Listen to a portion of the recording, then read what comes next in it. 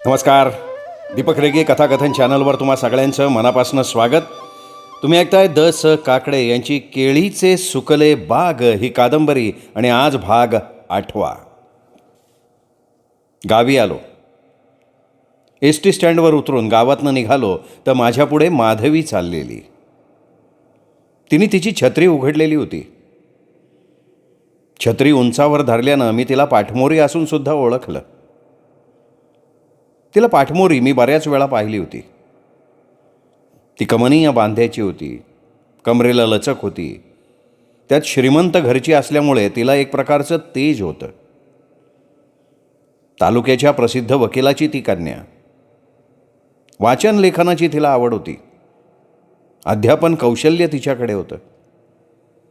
खरं तर ती कॉलेजला शिकवायला योग्य होती, पण BA नंतर BEdऐवजी तिने MA करायला हवं होतं. पण तिला कॉलेजऐवजी शाळेतल्या विद्यार्थिनींना शिकवणं जास्त आवडत असावं. तिला क्रॉस करून पुढे जाणं मला नको होतं. मी जर पुढे गेलो असतो तर तिने नक्कीच मला हाक मारली असती. मला तिच्याशी बोलणं नको होतं. तांबोळ्याच्या पानाच्या ठेल्याजवळ मी थांबलो. मला पान, तंबाखू, विडी, सिगरेट लागत नाही तरीसुद्धा मी ठेल्याजवळ थांबलो. लेखक बाबू, पान देऊ के? बडीशेप दे. हां, क्यों नाही? त्यांनी चमचा भरून बडीशेप माझ्या हातावर ठेवली. पैसे देण्यासाठी मी खिशात हात घातला तर त्यानं ते घ्यायला नकार दिला. तरीही मी रुपयाचा $1 त्याच्या फळीवर ठेवला. माधवी वेशीबाहेर गेलेली असावी अशा कल्पनेने मी पुढे गेलो. माधवीला टाळल्याचा आनंद मला हवा होता. तिच्याशी बोलण्याची इच्छाच नव्हती. वेशी बाहेर पडून मी माझ्या घरच्या रस्त्याला लागलो तर झाडाआड दडलेली माधवी एकदम रस्त्यावर आली. बोला देवदत्त, काय म्हणताय तुमचं पिक्चर? माझं पिक्चर? मी कधी पिक्चर काढलं?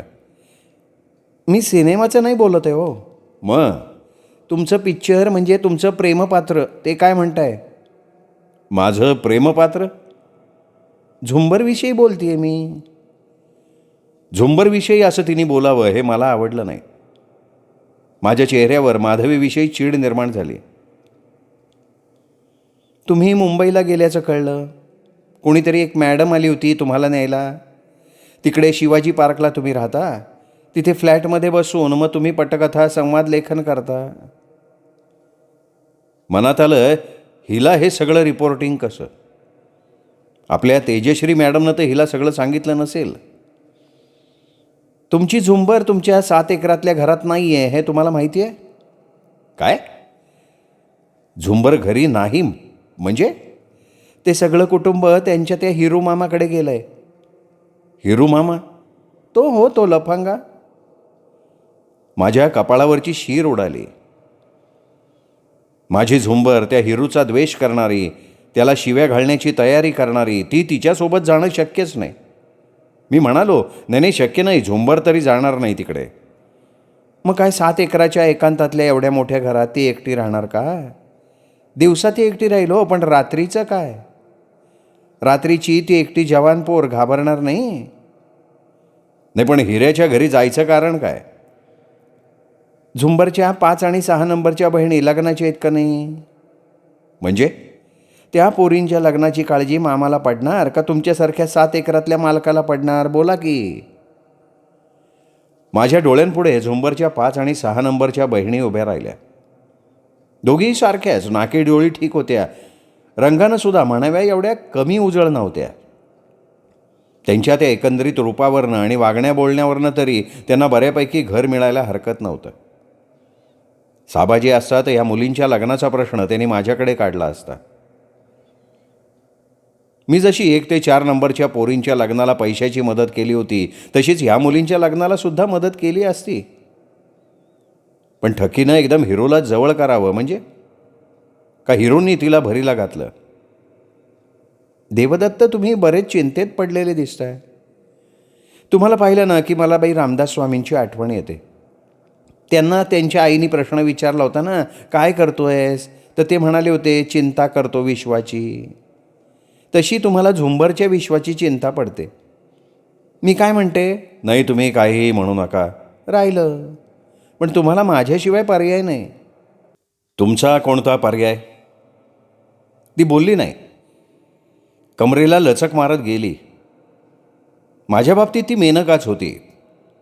माझ्यातल्या विश्वामित्राला ती मोहात पाडण्याचा विचार करत होती, पण तिने माझ्यापुढे कितीही असा मोहाचा सप्तरंगी पिसारा फुलवला तरी माझ्यावर तिची मोहिनी पडणार नव्हती. मला ती माझ्या मनमोकळ्या मनाच्या खास ग्रामीण ढंगाच्या झुंबरपुढे काहीच वाटत नव्हती. माधवी, मला वाटतं मी माझ्या घरी जाऊन आरामात पडतो आता. अहो, आरामात कसे पडणार? तिथे आहे कोण? तुम्हाला आरामात पडायचं असेल तर मी येते. तिच्या त्या बोलण्यानं मी उडलो. कुठे मर्यादेनं वागणारी, मर्यादेनं बोलणारी झुंबर आणि कुठे ही सुशिक्षित तरुणी.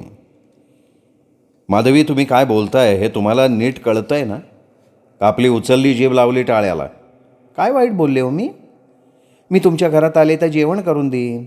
मग तुम्ही तुमच्या बेडवर आरामात पडू शकता. मी माझ्या घरी जाईन. काय? तुम्हाला या बोटाची थुकी त्या बोटावर चांगली उडवता येते.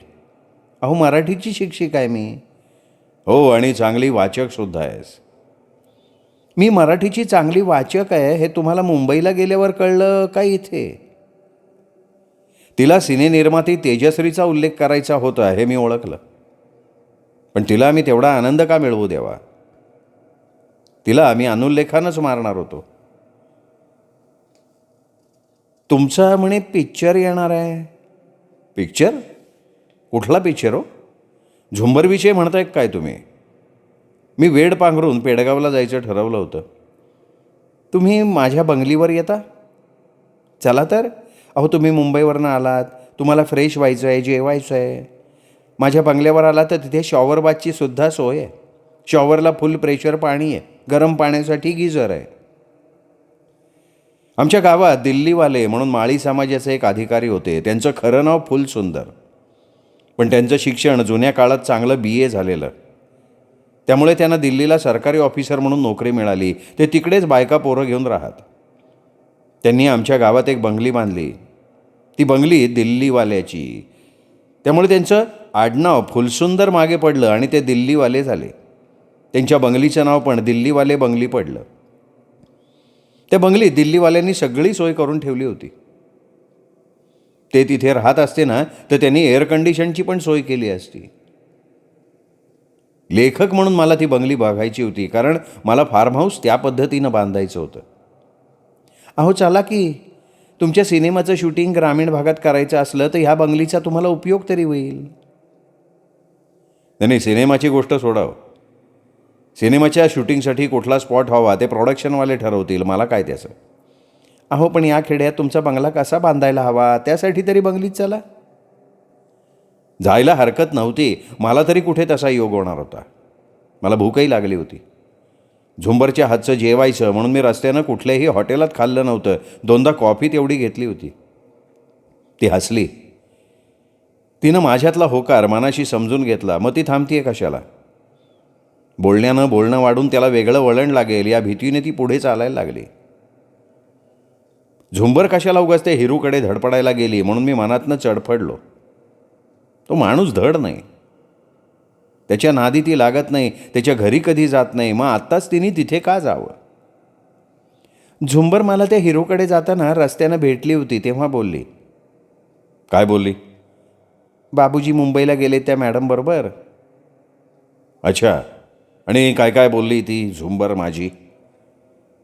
हेच म्हणत होती त्या मॅडम खूप देखणे आहेत. त्या मॅडमचे केस कापलेले आहेत. त्या दिवशी त्या मॅडमचे कपडे कसे होते? पंजाबी ड्रेस का मुसलमानी ड्रेस होता? त्यात ओठांना लाली, डोळ्यांच्या भुवया कोरलेल्या, डोळ्यांच्या कडासुद्धा रंगवलेल्या. त्या मॅडमच्या शेजारी बसून बाबूजी मुंबईला गेले. तिच्या शेजारी बसल्यावर त्या मॅडमचे किती धक्के बसतील बाबूजींना. माधवीचं ते खोटं बोलणं ऐकलं आणि मी अस्वस्थ झालो. खरंच तुम्हाला त्या फिल्मवाल्या मॅडमनं किती धक्के मारले हो गाडीत? हे बघा, मी काही ते मोजत बसलो नाही. अच्छा, म्हणजे असंख्य धक्के. मुंबई जाईपर्यंत तुमची अवस्था नीट होती का नाही? एका धक्का खाताच कलिजा खालास झाला. माझ्या ते काही डोक्यात नव्हतं. पण त्या बोलण्याचं मला काही वाटलं नाही. प्रवासात माझ्या शेजारी बसणारी तेजश्री मॅडम चांगलीच चिपकून बसली होती. तिच्या चेहऱ्यावरची पावडर आणि गळ्याभोवतालची आणि गळ्याखाली मारलेली सुगंधी पावडर मला धुंद करत होती. प्रत्येक तासाला तरी मॅडम पावडरचा तो डबा आपल्या चेहऱ्याला आणि गळ्याला लावण्यासाठी हातावर उपडा करत होती. तेजश्री मॅडम होती देखणे, पण मला माझ्या झुंबरवरच्या प्रेमामुळे तिच्याबद्दल काहीही वाटलं नाही. बिचारी झुंबर फारच अस्वस्थ झाली होती. झुंबरचं जाऊ दे हो, तुम्ही किती अस्वस्थ झाला होता ते बोला ना. मला झुंबरची काळजी वाटत होती. नाही, झुंबरची चिंता तुम्ही का करावी? तिनेच तर मला परवानगी दिली होती त्या मॅडमबरोबर जायची. मुंबईला जायची परवानगी तुम्हाला दिली होती हो झुंबरनी, पण तिने तुम्हाला त्या मॅडमच्या शेजारी बसायची परवानगी कुठे दिली होती? तुम्ही किती चिपकून बसला होता त्या मॅडमला, मी पाहिलं की ते. आणि नंतर तुम्ही झुंबरला सांगितलं असेल आणि तिला भडकवलं असेल. मी तिला टोलाच लागावला. तिची ती बंगली आली तेव्हा मी थांबलो. ती बंगलीच्या दरवाज्याची कडी काढत असताना दोघा तिघा पुरुषांनी आणि बायकांनी माझ्याकडे संशयानं बघितलं. त्यातला एक जण फार अतिउत्साही वाटला. तो लगेच उंच अशा जागेवर चढला आणि त्याने हात उंचावला. त्याच्या हातात काहीतरी होतं. ते काय असावं ते कळायला मार्ग नव्हता, पण लगेच तो खाली उतरला आणि तिथनं पळाला. मला त्याच्याशी काही देणं घेणं नव्हतं. यावं यावं देवदत्त, महाराष्ट्राचे कथा कादंबरीकार आणि महाराष्ट्राच्या फिल्म इंडस्ट्रीचे पटकथा संवाद लेखक. मी तिच्या त्या शब्दांनी फुलून जाणार नव्हतो. अशी स्तुती कोणाला आवडत नाही, देवांना सुद्धा आवडते. त्याशिवाय काय एवढ्या आरत्या आळवल्या जातात? आरती म्हणजे स्तुतीच की, पण स्तुती करणारा तेवढा प्रेमळ मनाचा हवा. माधवी तशी नव्हती. झुंबरला माझ्यापासनं तोडण्याचा ती प्रयत्न करतेय असा माझा ती माझ्या 7 एकरातल्या घरात आल्यापासूनचा संशय होता. मी बंगलीत येताच माधवीनं दार लावून टाकलं.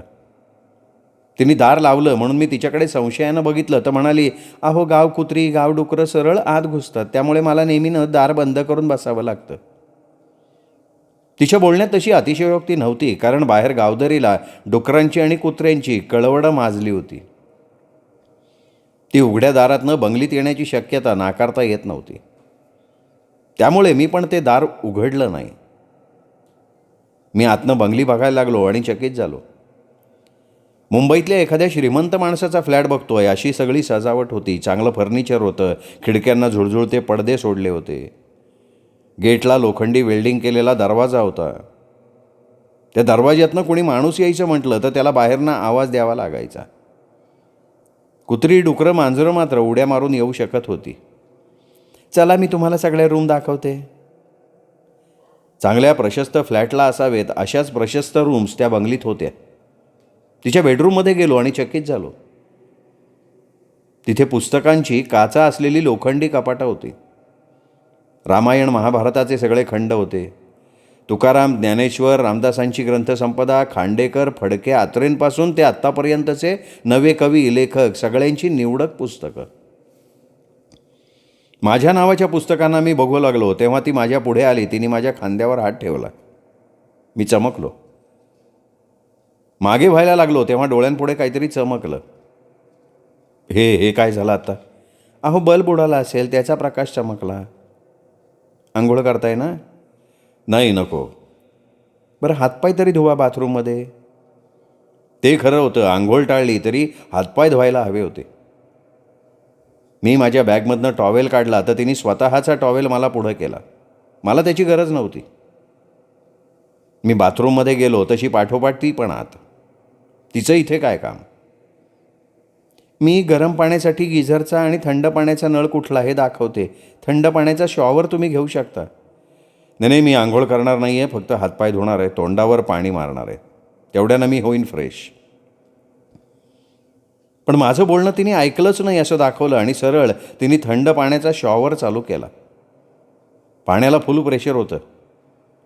बाहेर पडेपर्यंत मी चांगलाच भिजलो होतो. वळवाच्या पावसात अचानक सापडावं तसं इकडे मी पूर्ण भिजून चिंब झालो होतो. मला तसा भिजलेला बघून ती टाळ्या वाजवत हसत राहिली. मला तिचा तो वात्रटपणा आवडला नाही. मी बाजूला झालो. अहो मी पण तुमच्याबरोबर भिजते की, ती बोलली आणि धावत आली. तिने मला मिठीच मारली. मला शॉवर खाली सोडलं. मी तिला बाजूला करायला लागलो तर ती मला बिलगायला लागली. पुन्हा डोळ्यांपुढे काहीतरी चमकल्याचा भास झाला. काय चमकतंय डोळ्यांपुढे? अहो, शॉर्ट सर्किट झाला असेल, त्याची ठिणगी उडाली असेल असं वाटतंय. किंवा आपण दोघं एकत्रित आलो ना म्हणून ठिणगी उडाली असेल. माधवी, माधवी, जंगलात वणवा का लागतो माहिती आहे ना? मला नाही माहिती. मी तिला माझ्यापासनं दूर करण्याचा प्रयत्न करायला लागलो तर तिने मला घट्ट मिठीच मारली.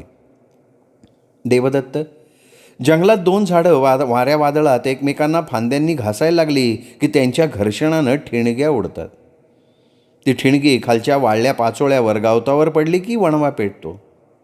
मग त्या चुक्याबरोबर ओलंसुद्धा जाळायला लागतं. बास, मला नकोय हा घाणेरडेपणाचा वणवा. मला नकोय हे 2 झाडांचं घर्षण. मी तिला माझ्यापासनं झिंजाडून दूर केलं तशी ती हेलपाटून खाली कोसळली. मी तसाच बाथरूममधनं बाहेर आलो. त्या बाथरूममध्ये ती खाली कोसळून मेली आहे का जगली आहे हेही मी पाहिलं नाही. माझ्या टॉवेलनं मी माझे हातपाय तोंड तसंच पुसलं, पण ओले कपडे, अंगावरचे ओले कपडे काढून त्यावर कोरे कपडे घालणं आवश्यक होतं. आता मी ओले कपडे काढून दुसरे बदलायला लागलो आणि ही बाया माझ्या उघड्या देहवृक्षाला एखाद्या वेलीसारखी लगटली तर मी तसाच ओल्या कपड्यात बाहेर पडलो. माझी बॅग माझ्या हातात होती. माझा टॉवेल मी डोक्यावरनं घेऊन रस्त्याने निघालो. मला माझं तोंड कुणालाही दाखवायचं नव्हतं. 7 एकराकडे मी आड रस्त्यानं आलो. उद्देश हा की ओळखणाऱ्या माणसांनी मला ओल्या कपड्यांविषयी विचारू नये. घराकडे आलो, तिथे कोणीही नव्हतं. साबाजी घरापुढे खिल्लारी बैलांची जोडी बांधायचा, ती जोडीही नव्हती. कोंबड्या, गुरंढोरं, शेळी, बकऱ्या काहीही नव्हतं. कुठे गेला हा सगळा बारदाना? ते हिरूनं सगळं साफ तर नाही केलं? घरात मी कपडे बदलले, ओले कपडे तसेच दोरीवर टाकले, दुसरे कपडे चढवले. मी शेजारी वाळवाच्या घराकडे गेलो. त्याची 2 बैलं सरणाच्या पेंड्या खात होती. अरे वाळवा, आमची बैलं? हिरू बैलगाडीनं गेलाय त्याच्या घरी. तिकडंच बैल, ठकी, पोरी त्याच्यासोबत गेल्यात. झुंबर सुद्धा गेली? ती राहिली होती 2 दिवस. पण रातचं कोणीतरी घरावर दगड फेकले, दारं वाजवली. मग घाबरली ती आणि गेली हिरू मामाकडं. तुझ्या घरी तरी तिला ठेवायची. मी म्हणलं तिला राहा, ती राहायला तयार होती. पर माझ्या बायकोनं तिला बजावलं, तू तरणीसाठी. तू जर रातची आमच्या घरात मुक्कामाला राहिली तर माझ्या कोकवाच्या धान्यावर लोक नको ती आदत घेतीन, तू राहू नको. माझ्या लेकीसारखी तू असलीस तरी म्हणली तुला मी हे सांगते.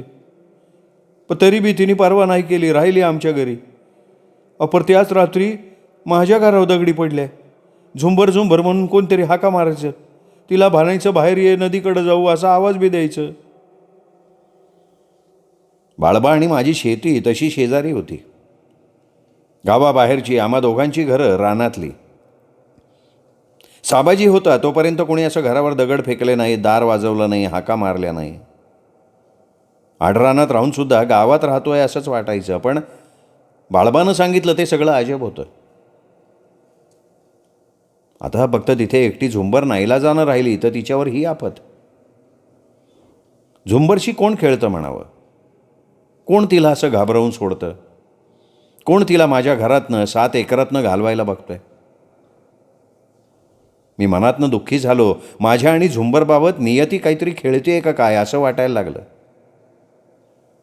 माधवीच्या घरी जेवलं नव्हतो. मुंबईहून निघाल्यापासून पोटात अन्न असं नव्हतंच. काय करणार? झुंबर घरात नाही आहे. उदास उदास वाटतंय. बाळबा, तू झुंबरला घेऊन येतोस का रे? मी नको. तो हिरू माझ्यावर डूक धरू नये. तो माझ्यासोबत नाही पाठवणार झुंबरला. त्यात ती ठकी, ती बी तसलीच. तिला एवढं सांभाळून घेतलं पण ती काय बदलायला तयार नाही. तुम्ही एक काम करा, तुम्ही 2 गाजी आवा. मी बायकोला गरम गरम 2 भाकरी करायला सांगतो, 2 अंडी तळायला सांगतो, भात वरण होईन, मग तुम्ही जी आवा. बाळबानं बायकोला सूचना दिली. ती माऊली कष्टाळू लगेच कामाला लागली. चूल पेटवली, भाकरीला लागली. त्यांच्या कोंबड्या असल्यानं बाहेर कुठे अंडी बघायचा प्रश्न नव्हता. मी घराकडे पुन्हा चक्कर टाकली. स्वयंपाकघरात गेलो तर पायाखाली फुटक्या बांगड्याच्या काचा. बऱ्याच बांगड्यांचे तुकडे पडले होते. 2-3 जागी रक्ताचे वाळलेले ठिपके पण पडलेले दिसत होते. मला संशय आला. झुंबर हिरूमामाकडे जायला तयार नसेल तेव्हा तिच्या आईनं नक्कीच तिची मनगटं पकडून पिरगाळली असतील. कदाचित तिला लाथाबुक्क्यांनी मारलं असेल. त्या मारहाणीत झुंबरच्या दोन्ही हातातले चुडे फुटले असतील, त्यातल्या काचा मनगटात घुसल्या असतील आणि मग मनगटातलं रक्त तिथे सांडलं असेल. मी दुखावलो. काय खेळ झाला असेल हा झुंबरशी. केवळ ती माझ्याशी चांगली वागते म्हणून, मी तिला खूप शिकवणार म्हणून. हिरूचं गाव डोंगरदऱ्यातलं. तिथे दिवसातनं फक्त एकदाच एसटी जाते. एसटीचा रस्ताही धड नाही. एसटी त्या भागातनं जायला लागली की खिडक्याच्या सगळ्या काचा बंद केल्या तरी आतली माणसं धुळीनं पार माखून निघतात. हे सगळं मला झुंबरनं सांगितलं होतं. बाळबा आणि माझं जेवण झाल्यावर मी त्याला हिरूच्या ब्राह्मणवाडा गावाला जाऊ म्हणून बोललो. तसं तो म्हणाला, अहो, वळवाच्या पावसानं शेतीचा मोठा बांध फाटला आहे, तो मी नीट करतो. पुन्हा वळीव जबर असला ना तर सगळं शेत खाऊन टाकील. मला कपाळावर लावायला माती नाही राहणार. तुम्ही काय काम करा, तुम्ही उद्या सकाळची एस टी पकडा. तीच एस टी ब्राह्मणवाडा करून पुढं जाती, 2-2.5 तासांनी पुन्हा मागं तिथं येते. तिथं थांबते आणि लगेच सुटते. मोटरसायकलवाला भेटेल कोणी? हां, आता आपल्या गावात मोटरसायकल आलेले आहेत, पण ब्राह्मणवाड्याचं नाव काढलं कोणी नाही यायचं. मी एस टीनंच जायचा विचार केला. सकाळी एस टीत बसलो की 11-12 वाजेपर्यंत तरी जाणं होणार होतं. गाडी तिथे 1 तास थांबली की मात्र मला तिच्या मामाशी, ठक्कीशी, तिच्या बहिणीशी तसं काही घेणं नव्हतं. झुंबरला भेटायचं एवढाच उद्देश. तिला अभ्यासाचं सांगायचं, SSCचा अभ्यास चालू ठेवायला सांगायचा. कॉलेजला पाहिजे तर तिला सरळ मुंबईला घेऊन जायचं. तिथे स्वतःच्या मालकीचा ब्लॉक घ्यायचा, त्या ब्लॉकवर झुंबरला ठेवायचं. तिथे सगळ्यांचे असलेले संबंध मग तुटणार होते. झुंबर आणि मी असंच आमचं जग राहणार होतं. तिनं कॉलेजचं शिक्षण पूर्ण केलं की मगच मला समाधान मिळणार होतं. ती रात्र मी कशीबशी काढली. रात्रीतनं मी 4-5 वेळा तरी उठलो, घराबाहेर आलो. काळोखात घुबडानं टाकाटाका बघत राहावं तसं मी डोळे फाडून बघत होतो, पण दिसत काही नव्हतं. झुंबर बरोबर असती तर काळोखाचं हे चांदणं झालं असतं. मी सकाळीच लवकर जायची तयारी केली, कारण ब्राह्मणवाड्याची एस टी चुकली तर मला झुंबरला भेटणं कठीण होणार होतं. बाळबानं आणि त्याच्या बायकोनं पहाटेच माझ्यासाठी सगळी तयारी करून ठेवली. त्याच्या बायकोनं माझ्यासाठी 5 चपात्या, डाळीच्या पिठलाची भली मोठी धिरडी टाकली. त्या भिक्कार हिरूच्या घरी मला जेवायला काय मिळणार? झुंबर तिथे असली तरी ती माझ्यासाठी जेवण काय करणार? त्यामुळे माझी सगळी काळजी बाळबानं आणि त्याच्या बायकोनं घेतली. मलाही त्यांची ती मदत नाकारणं जमणार नव्हतं. सकाळीच एस टीत बसलो तेव्हा डोकं गरगरल्यासारखं झालं. एस टीत जागोजागी बऱ्याच जणांनी उलट्या करून ठेवलेल्या होत्या. अर्धी एस टी भरली होती. सर्कशीतल्या मृत्यूगोलात मोटरसायकल फिरावी असाच एस टीनं प्रवास करत मी एकदाचा ब्राह्मणवाड्याला पोचलो. हिरूचं घर शोधायला मला वेळ लागणार असं वाटत होतं, पण माझ्याच पुढे साबाजीनं मोठ्या प्रेमानं सांभाळलेली खिल्लारी बैलाची जोडी मी बघितली. ती बैलं गाडीला जुंपलेली होती. गाडीत वाण्याच्या दुकानातनं माल भरला जात होता. बैलगाडीवर हिरू असेल या अंदाजानं मी पुढे गेलो तर दुसराच गाडीवान बघायला मिळाला. त्याच्या हातात चाबूक होता, कारण नसताना तो बैलांच्या अंगावर चाबूक ओढत होता. मी त्या चाबकालाच हात घातला. त्याला विचारलं, हिऱ्या कुठे आहे? तो गेला लग्नाला. लग्नाला? हां, कोणाचं लग्न? त्याच्या बहिणीच्या पोरीचं. बहिणीच्या पोरीचं लग्न? मी बोललो आणि माझ्या काळजात बैलांची पराणी खुपसल्यागत झाली. ठकीनी आपल्या सगळ्या तिन्हीही मुलींची लग्न तर नाही काढली. त्या 5 आणि 6 नंबरच्या पोरींच्या बरोबर झुंबरचं पण लग्न नाही काढलं. लग्न आहे कुठे? मंदिरात लगीन, खंडोबाच्या. मंदिर कुठं आहे? असंच वाड्यानं धावाचा. पुढं टेकडीच्या खाली मोठं मंदिर आहे. एका वेळी 10 लग्न आहेत. त्याच्या त्या बातमीनं माझा श्वास कोंडला गेला. त्या 10 लग्नात झुंबर पण असेल? तसं झालं तर आपण जिवंत राहू का नाही शंका आहे. तसाच धावत पळत गेलो.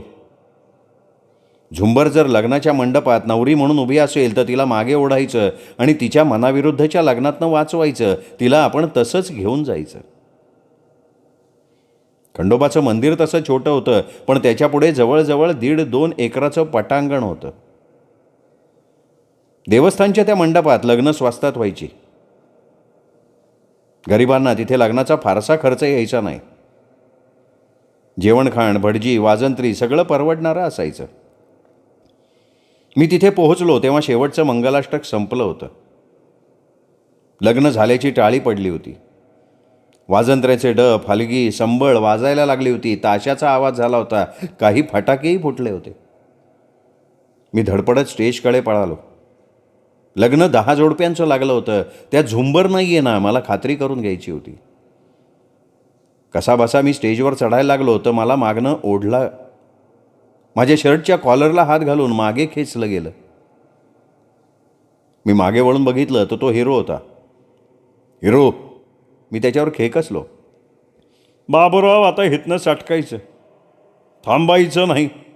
साबाजीच्या कुटुंबाशी तुझा काही संबंध नाही राहिला. झुंबर? माझी झुंबर? तिचं काय? ती तरी माझी आहे ना. ती बाबूराव, तुम्हाला भागायची का ती बघा. हिरोनं माझ्या कॉलरवरची पकड सैल करताच मी पुढे धावलो. 2-3 दांडग्या बायकांनी त्या स्टेजवर नवरीच्या वेशातल्या झुंबरला घट्ट धरून ठेवलं होतं. सोडा सोडा तिला, मी केवढ्यांदा तरी त्यांच्यावर ओरडलो. त्या दांडग्या शरीराच्या 2-3 बायका विस्फारल्या नजरेनं माझ्याकडे बघत राहिल्या. बाबूजी, झुंबरनं व्याकुळ आवाजात मला हाक घातली. तिने एक वेळ माझ्याकडे बघितलं आणि तिने अंगातलं सगळं बळ एकवटून उसळी घेतली. स्टेजवरनं खाली उडी मारली. तशीच मग वारा वावधानानं सुसाट सुटावा तशी धावत सुटली. तिच्या पाठीमागे मी धावत सुटलो तर हिरोनं खाली पडलेली काठी माझ्या पायाकडे फेकली. काठी पायात अडकून मी कोलमडून खाली पडलो. अरे धावा, याला पकडा. हिरोनं 2-3 मिसरूड फुटलेल्या पोरांना आवाज दिला. बक्षिशी काय देणार हिऱ्या? अरे लग्नाच्या वरातीत पाहिजे तेवढी दारू देतो, चल. ते ऐकलं आणि दारू प्यायच्या आधीच त्या 2-3 मिसरूड फुटलेल्या पोरांना नशा चढली. त्यांनी मला उचललं, खाली टाकलं.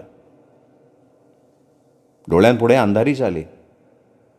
कसाबसा उठून उभा राहिलो तर समोर उभी ठक्की दात काढत म्हणाली, देवबाबू, तुम्ही माझ्या 3 बी पोरीच्या लग्नात तांदूळ टाकायला येळेवर आला ते बरं केला. म्हणजे तुम्ही झुंबरचंही लग्न लावलं? हां, माझ्या हिरो भावाच्या पोराशी झुंबरचं लगीन केलं. माझ्या भावाला एकलाच पोरगा आहे की. मला साबाजीच्या 5 आणि 6 नंबरच्या पोरीचं लग्न कोणाशी झालं आहे त्याच्याशी काहीही देणं घेणं नव्हतं. अरे झुंबरने हिरीत उडी टाकली. एक आवाज फुटला तेव्हा लग्नाचं सगळं बिऱ्हाड विहिरीकडे पळत सुटलं. झुंबरच्या मनाविरुद्ध ते लग्न लागलं होतं. ती ते लग्न कसं काय सहन करू शकणार होती? माझ्या डोळ्यांपुढे 7 एकरमधल्या घरातल्या स्वयंपाकघरातल्या झुंबरच्या हातातल्या फुटलेल्या बांगड्या दिसायला लागल्या. जागोजागी सांडलेलं रक्त माझ्या डोळ्यांपुढे उभं राहिलं. झुंबरवर अन्याय झालाय. हा अन्याय आपण मोडून काढायला हवा. मी तसाच मागे फिरायला लागलो तर पुन्हा हिऱ्यानं फितवलेली पोरं आडवी आली. वरातीत त्यांना दारू प्यायला मिळणार होती, त्यासाठी ती ते काम करत होती.